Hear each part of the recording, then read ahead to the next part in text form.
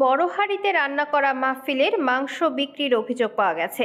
ঘটনাটি ঘটেছে বাগেরহাটের রামপাল উপজেলার প্রাণকেন্দ্র ফয়লারহাট কামাল উদ্দিন মাধ্যমিক বিদ্যালয় মাঠে। সোমবার রাতে বিদ্যালয়ের মাঠে অনুষ্ঠিত ইসালে সওয়াব মাহফিল উপলক্ষে রান্না করা মাংস থেকে পরিচালনা কমিটি মাংস বিক্রি করে বলে অভিযোগ করেন তারা।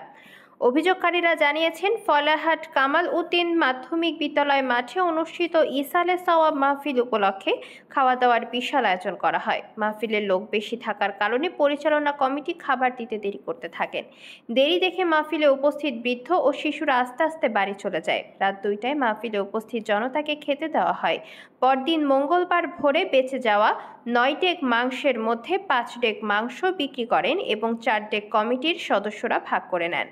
তাছাড়া গভীর রাতে সরকার দলীয় সমর্থকদের নিয়ে বিদ্যালয়ের দোতলায় ভুরি ভোজের আয়োজন করা হয় বলেও অভিযোগ করেন তারা।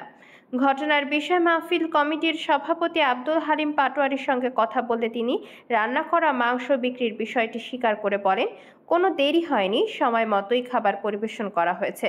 মাহফিলে 10,000-এর অধিক লোক খাওয়ানো হয়েছে। সামান্য কিছু রান্না করা মাংস বিক্রি করা হয়েছে, তবে কমিটির কোনো সদস্যদের মাংস দেওয়া হয়নি। আশেপাশের এতিমখানাগুলো খোলা থাকলে রান্না করা মাংস বিক্রি করা হতো না।